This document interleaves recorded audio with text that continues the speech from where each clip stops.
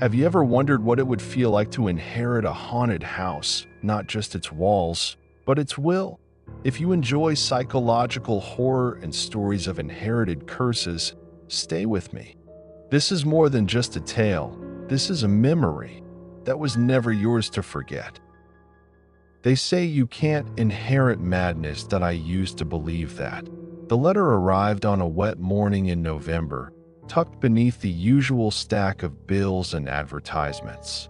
The envelope was thick, parchment-like, embossed with a seal I didn't recognize.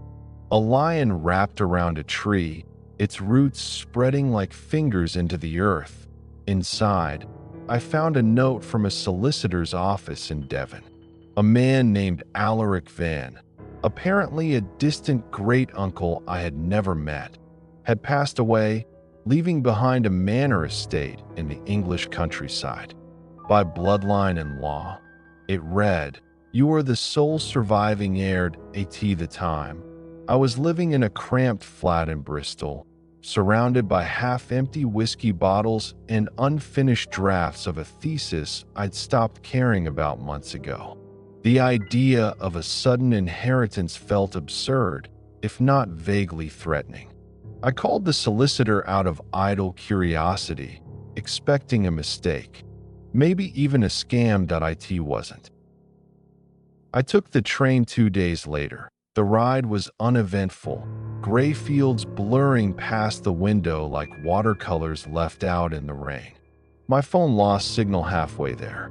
By the time I reached the station in Barrows Hollow, a place so small it didn't have a proper cafe, the sun had already begun to slip behind the hills that a man in a charcoal suit waited beside an old Bentley, holding a sign with my name. "Mr. Venn," he said, though the name felt foreign on his tongue. I nodded, not correcting him. "Long trip?" "Long enough," I muttered. He didn't ask anything else. Just opened the door. The manor stood on a rise at the edge of the moors, its stone walls half consumed by ivy. One of the chimneys leaned like a tired soldier. The grounds were overgrown, grass waist high, trees gone wild. Crows stirred in the branches as we pulled into the circular drive. "I've taken the liberty of lighting the hearth," the driver said. "No staff remain. Haven't in years." "And you are?" "Bates," he replied. "Mr. Alaric's last retainer. My duty's in tonight, sir."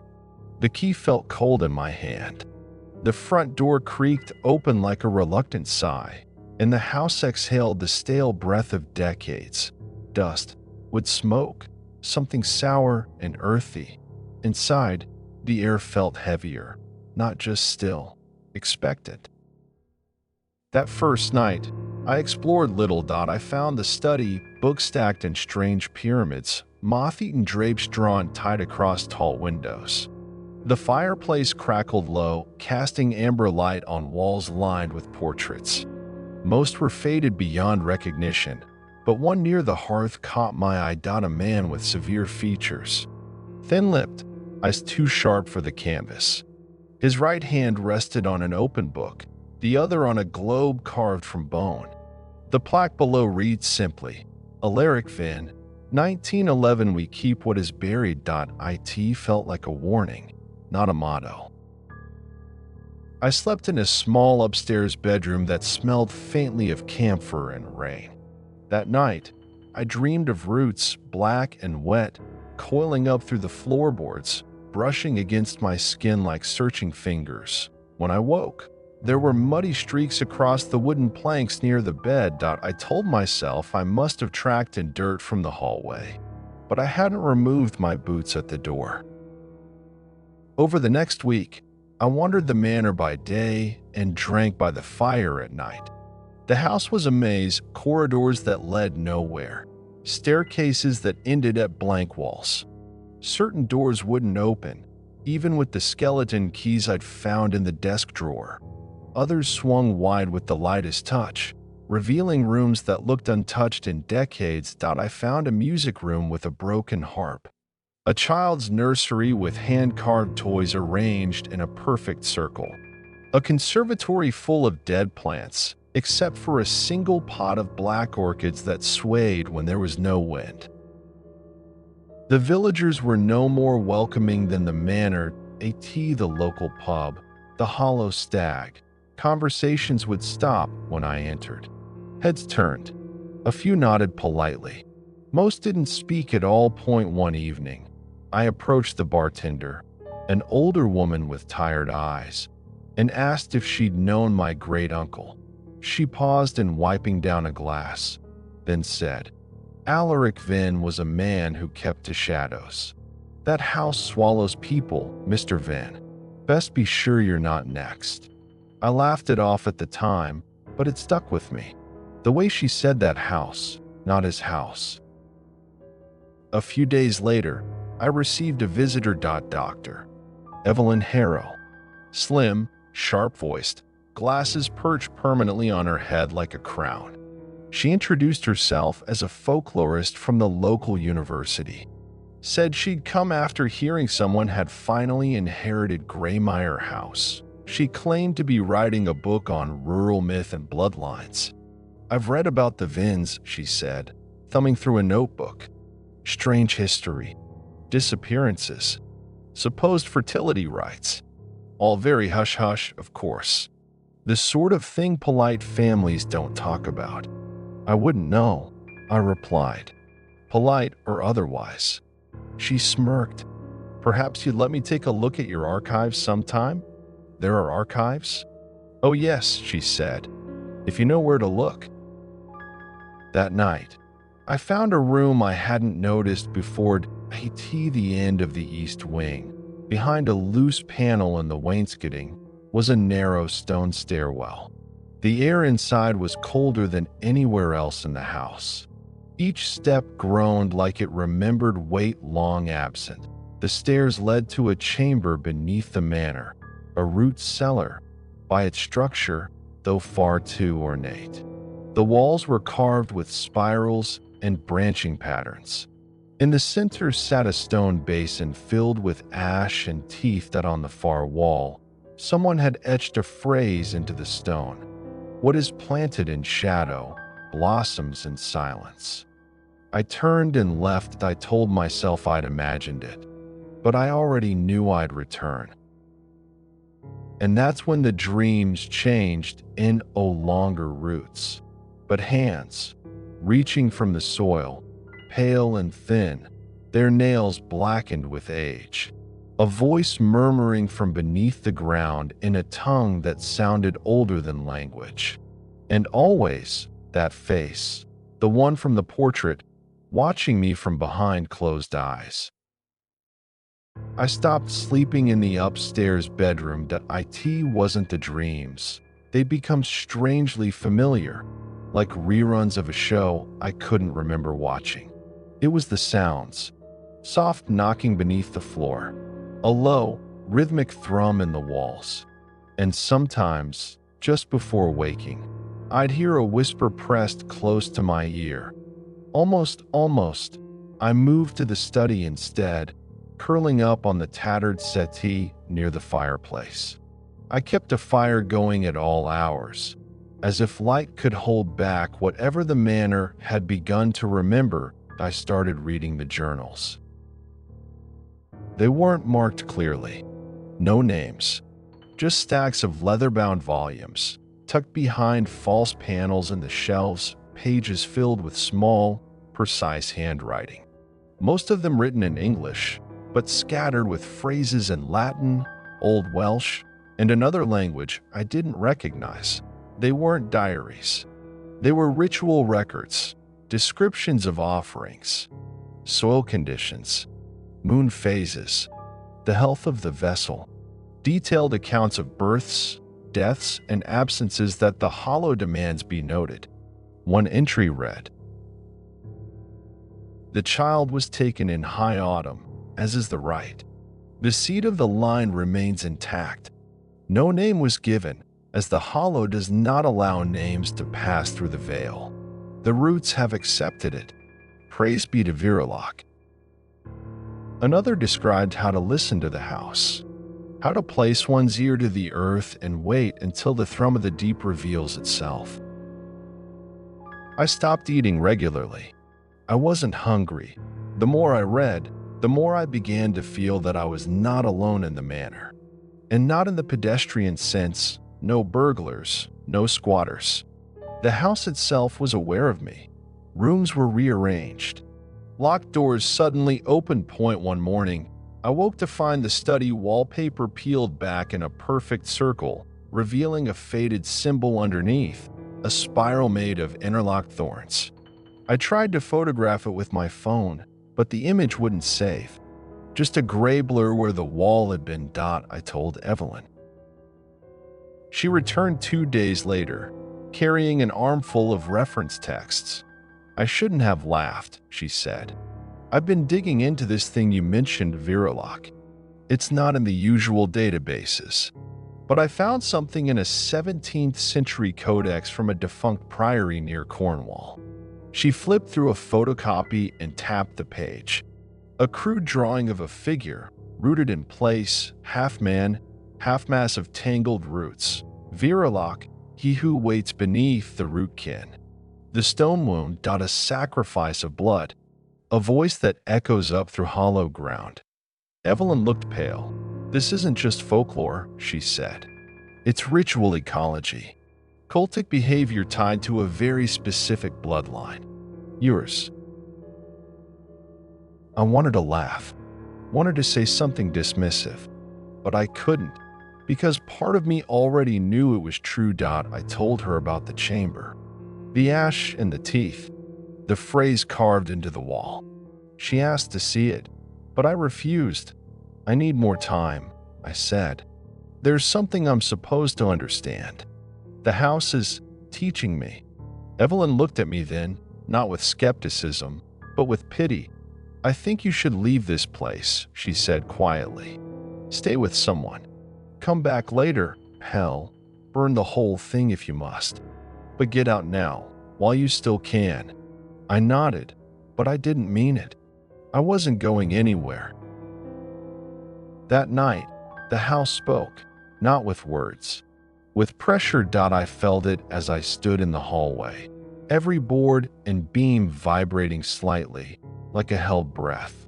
The lamps flickered. The walls bulged, as if something were moving behind them. Shifting inside ancient wood and stone. I followed the pulse. IT led me to the nursery. The circle of hand-carved toys had been rearranged. No longer a circle, now a spiral, matching the symbol behind the wallpaper. At the center sat something new, a single tooth, pale and too long. Human, but wrong. Like it had grown twisted in darkness. I didn't touch it. I couldn't. I dreamed of my mother that night. Not the woman who raised me, but someone else, a silhouette standing beneath a tree split by lightning. She was whispering, her lips moving, but I couldn't hear her. When I woke, there was dirt under my nails. 2 more days passed. The cellar called to me like a heartbeat. I resisted at first, but it grew louder, an ache at the base of my spine, like gravity bending towards something buried. When I returned, the air inside was warmer. The stone basin now held something besides ash and teeth. A journal, bound in stitched leather and sealed with a thorn-wrapped clasp. No keyhole, just a slight depression where a thumb might go. I pressed my hand to it. The clasp hissed open. She tries to stop the write. She doesn't understand that stopping it makes it worse. She must not interfere. The hollow knows its air. On the final page, a short entry. Tonight, I opened the last door. I haven't seen Evelyn since. I called her phone. Disconnected. I went to the village. The pub was shuttered. The station locked. No one answered their doors. The world has gone quiet around me, like the house has swallowed sound. Or perhaps I've already crossed a threshold I didn't notice. Maybe the house isn't part of the world anymore. Maybe it never was. I no longer dream. Or rather, I no longer wake up from them. Sleep feels like a formality now, a gesture of habit. I close my eyes, and the house opens its own. The cellar isn't just beneath the manor. It is the manor, its bones, its breath. The stonework reaches deep, deeper than it should. Evelyn once asked how old the foundation was. I think it's older than England. I found another passage, hidden beneath a loose floorboard in the nursery, a space the size of a coffin, lined with soot and carved symbols. Inside, I discovered a second journal. The pages were brittle, ink faded almost entirely, but some entries remained legible. One caught my attention. The right must follow the bloodline. There is no substitute. A stranger cannot carry the root.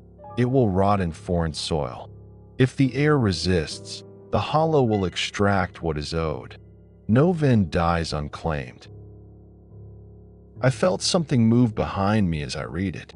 Not sound, not motion, presence. I didn't turn around. The manor keeps rearranging. The east wing now leads to rooms that shouldn't exist, rooms filled with dust-covered portraits identical to mine. Each canvas cracked, warped by time, but always the same face. Always me. In one room, I found a mirror that didn't reflect the space I stood in. Instead, it showed the nursery. A woman stood inside, weeping silently, her hands stained red. When I blinked, she was gone. The mirror shattered a second later from the inside. I began cataloging the voices. They no longer whisper nonsense. They speak in half-formed truths. Fragments of memory I didn't know I had. One voice is distinctly my father's, though I barely remember the man. Another is unfamiliar, but speaks with authority, like a teacher from long ago or a priest. They say things like, "You were never born. You were grown. Blood remembers. Even when we don't. What you bury comes looking for you." Sometimes they weep. Sometimes they laugh. On the seventh night, I opened the door beneath the stairs, not the cellar entrance, the other one. A narrow door I'd always assumed was a broom closet. This time, it opened on its own. The air beyond it smelled of iron and stone and lavender rot. Inside was a staircase descending into a natural cavern, jagged rock polished smooth by generations of footsteps. The walls pulsed faintly, veins of bioluminescent fungus glowing with a sickly green HUEAT. The bottom, I found the altar. It wasn't stone. It was bone. A slab formed from femurs and skulls, fused with ancient roots. Above it hung a tapestry of stretched hide, painted with that same spiral of thorns. In the center, a tree, upside down, its roots blooming into the sky, its branches buried in soil. I approached the altar. Not because I wanted to, because I had to. Something rose from beneath it. It wasn't a creature, not exactly. It had no eyes, but I knew it could see. Its form shimmered between wood and flesh, branches twisting into limbs, bark peeling to reveal tendons pulsing with sap-like blood. Its voice was soil and hunger. "Heir, Hollowborn, do you know your name?" I opened my mouth to answer, but no sound came. Not because I was afraid, because I didn't remember. My name felt foreign, like a borrowed coat I no longer wore. "You were the face. You bear the marrow, but still you question. Do you reject the seed?" I shook my head. I didn't know why. "Then drink and kneel." I did. I don't remember the taste, only the heat and the silence that followed.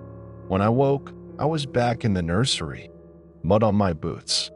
The spiral etched into my palm, raw and pulsing. I didn't scream. I just sat there, and I smiled. The final journal entry now reads, "Tonight, I return to the root. Tonight, I become the seed. The house remembers, and I remember with it. The morning came, but the sun did not. Light seeped around the manor like it was afraid to enter. The windows looked out onto a forest I didn't recognize, too dense, too old. I swore I saw it breathe. The land had changed.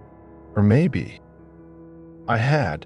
The spiral on my palm had scabbed over, but it pulsed when I moved too far from the cellar door. I could feel the pull now, subtle, constant, like a lodestone buried beneath my ribs. Something wanted me back underground, and I was ready to go. I brought the journals, every volume I'd found, every map, every note. I laid them out across the floor of the old study. They formed a pattern, a wheel with 13 spokes, pointing inward, a T the center. I placed the final journal. Mine.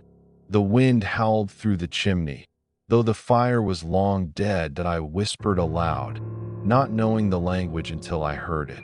Open. Unbury. Remember. The floorboards trembled, then parted. Below was no longer the cellar. It was a chamber of earth and silence, carved into the hill beneath the manor like a buried cathedral. Roots hung from the ceiling like veins. Bones jutted from the soil like half-forgotten thoughts. And in the middle, the hollow. It stood still, towering, endless, unfurling like a tree in reverse. Its limbs reached downward into nothing. Its face was a knot of mouths and eyes that blinked too slowly to be human. Some of those eyes looked like mine. It did not speak. It waited. I stepped forward. The journals burned away behind me. I didn't turn. My body ached with memory I hadn't lived. My blood carried the echo of rituals I'd never performed. But when I placed my palm to the trunk, it felt like flesh, but colder. Older, visions hit me like lightning through water. A boy tied to a tree, silent and willing. A woman weeping beside a grave that was never filled. A village offering its silence in exchange for safety. My father, riding by candlelight, muttering, "He'll understand. One day he'll understand." Then, Evelyn's voice. "Stop. Don't you touch it." I turned. She stood just beyond the threshold, mud-caked and breathless, her eyes wide with horror. "I found the others," she said. "The heirs who came before. They're still here. Or pieces of them. This thing doesn't want you to remember. It wants you to forget who you were." I wanted to speak, but I couldn't find the words. "Not yet." She stepped closer. "You have a choice. You can leave this place. Burn it. Let it end." The hollow moved, not toward her. Toward me. Its voice was inside my skull now. Low. Heavy. "You are not the first, but you are the first to see. They gave themselves blindly. You walk by sight. Choose. Power. Peace. Or the forgetting." Evelyn reached for my hand. "Please," she whispered. "Don't give it what it wants." I looked at her, then at the hollow. Then I stepped forward. And I spoke. "I see now. I've always been here. I never left." The hollow opened, not like a mouth, like a grave, and I entered. There was no pain, only silence, not the absence of sound, but the removal of it. Like the hollow had reached inside and plucked the very concept of noise from the air. I walked through its body. Through roots and rot and memory. I saw faces in the walls, distorted, dreaming. Some were my eyes. Others were Evelyn's. I touched one, and it gasped, then vanished. The further I descended, the more I remembered. Not events, not people, patterns, the way light bends in a fogged mirror, the taste of lye and spring water, the hum of moth wings behind your teeth. The hollow was not a single being. It was a collective echo. A library of forgotten selves. Each air fed into it, became part of the root system, and now it wanted me to bloom. I found the final chamber, stone walls lined with runes too old to name. A pool of liquid blackness at the center, still, thick, reflective. Above it, the same spiral of thorns I'd seen everywhere, but now pulsing with light. The entity waited beside it, not hostile, not benevolent. Just their .it spoke, not in words, but in understanding. You were never meant to live as a man. You were meant to remember. Take your place. Tend the root. Guide the next. I looked into the pool. My reflection stared back, but it wasn't me. He was older, eyes full of bark and storm, skin like polished stone, a mouth that did not smile, but accepted. He raised one hand, so did I. We merged, like breath into air. I woke beneath the manor. The pool was gone. So was the hollow. But I knew it wasn't over. It was in me now. A whisper behind every heartbeat. A pressure beneath every word. I walked through the manor's halls. They looked the same, but they watched differently now. Evelyn was gone. Or perhaps she had never existed at all. A final test. A mask for mercy. I stood before the mirror in the study. It showed the manor, centuries from now. Overgrown, swallowed by forest, forgotten by time. But someone was approaching. A new figure, mud on his boots, a letter in hand. I smiled, not cruelly, not kindly. I understood. And so it ends, as it begins. The manor breathes, the hollow waits, and I tend the roots. So, will you accept the hollow's proposal, or will you run away like Evelyn? Please let me know in the comments. If dark rituals, haunted houses, and psychological horror are your nightmares, be sure to like, subscribe, and more. The next story may already be waiting for you.